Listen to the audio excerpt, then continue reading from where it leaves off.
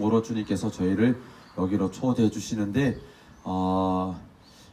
복음만으로도 과연 살 수 있을까? 이 세상에서 복음만으로 살 수 있을까요?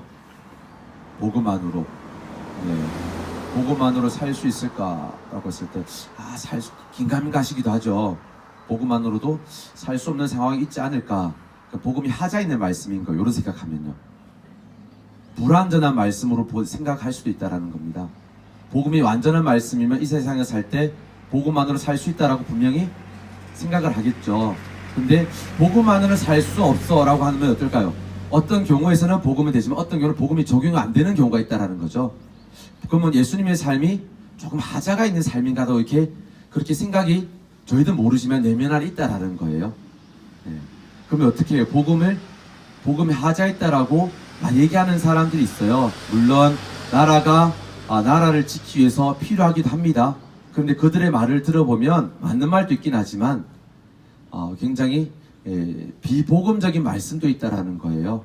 특히 아까 신부님 말씀하셨듯이 공포심을 자극하는 전쟁에 대한 얘기를 하면 사람들 어떨까요? 공포심이 들어요. 공포심이 들면 어떨까? 기본적으로 인간은 하나의 사안을 제대로 보질 못해요. 어떻게 하죠? 바로 내 몸 하나 챙겨야 돼, 이렇게 마음이 바뀝니다. 그러면 이거는 또 비복음적인 게 되거든요. 결과적으로 보면.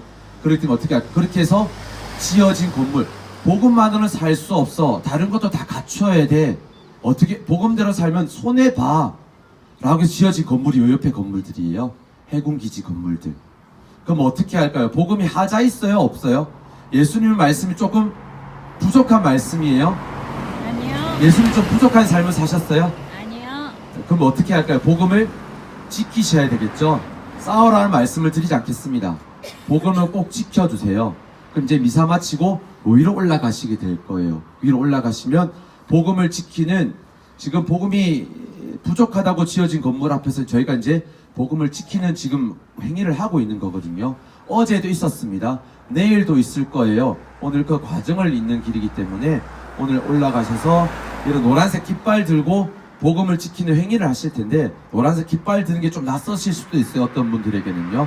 그러면 그냥 같이 그 자리에 함께 계셔 주셔도 되고, 그 자리에 함께 있는 것도 조금 낯설다, 함께 하고 싶지만 낯서신 분이 있어요. 어색해서. 그럼 옆에 빠져 주셔서 보고 계셔도 괜찮으신데, 한번 같이 몸을 담아 주시면 좀 느끼시는 게 다르실까라는 말씀을 먼저 드립니다.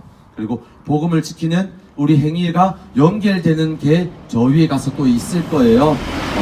평화를 염원하는 가사가 흘러나올 겁니다. 그럼 그 가사에 같이 춤을 춰주시면 돼요.